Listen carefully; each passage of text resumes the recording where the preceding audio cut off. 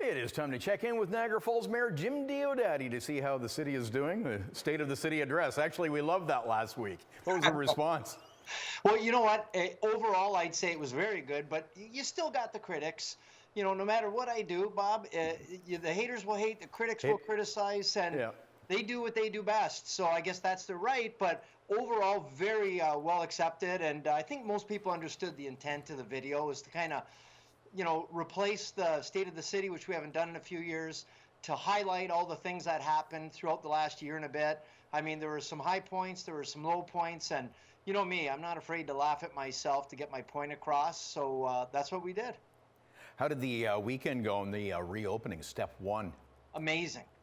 The city was full. As a matter of fact, I was just talking to one of our big operators on my way in, and they've got a big patio, and they said on Sunday, you know, during that big downpour, they said they had a big lineup waiting to get in. Nobody left.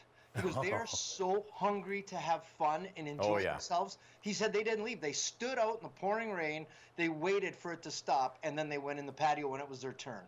Yeah, so people want to get back to normal, that's for sure. Yeah. But we need that border open, and at the G7, there wasn't really anything encouraging when Trudeau and Biden met, but where are we at? What are you hearing on the inside? Well, I just had a great call yesterday with Frontier Duty Free Association and Barbara Barrett, who said to say hello. Yes. Yes, and they speak so fondly of you, Bob. And we're bragging about who knows you better. We're starting the Bob Fang. So. Okay, now you got to tell me what she said. I'll tell you off camera, Bob. And so, no, they were just so positive because I mentioned I was going to be on the show this morning. They, oh, great, with Bob? And I says, yeah. And they said, oh, he's the best. So I said, he 100% is. He's great. But I said, the whole team down there, Ned, everybody's so amazing. That's right, the whole team. Yeah. But mainly you. But mainly me. But mostly you. Yeah. Enough about you, Jim. Back to me.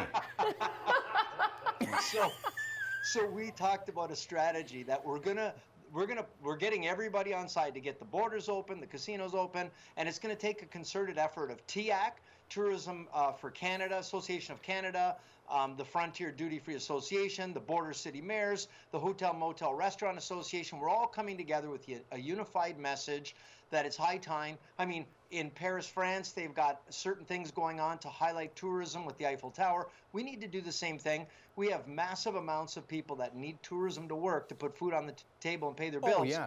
So we need to do all we got to do to open it up. So we've got some heavy efforts going forward to open those borders, especially if you're fully vaccinated. There's no reason to be quarantined. And we talk about, you know, business in Niagara Falls, and we think of the restaurants and the hotels and the casino. But yeah, the duty-free stores, these are independently owned local business, hurting big time. They've lost 95% of their business. You're exactly right.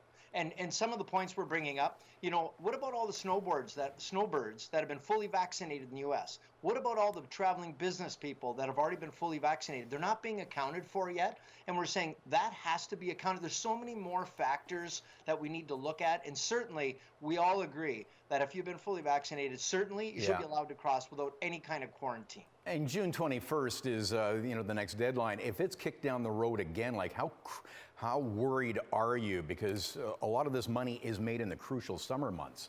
Well, I've been working closely with Richard Taylor, the head of the casino, and we spoke last night, and they've had some good ongoing dialogue with the health table. And they're hoping for a July opening, and they've got their epidemiologists working. They've done everything they could possibly do. We can't get it kicked too far down the road, and I think especially our vaccination rates have been outstanding. We're doing around 1% a day, and by middle of July, we expect that 75% of Canadians will be fully vaccinated. That puts us in a really, really good place. So I don't expect there to be much delay beyond that for us to get things open in a real reasonable and meaningful way. Okay, before we go, we got to mention a very special fundraiser that you're involved in. Oh, Alzheimer's.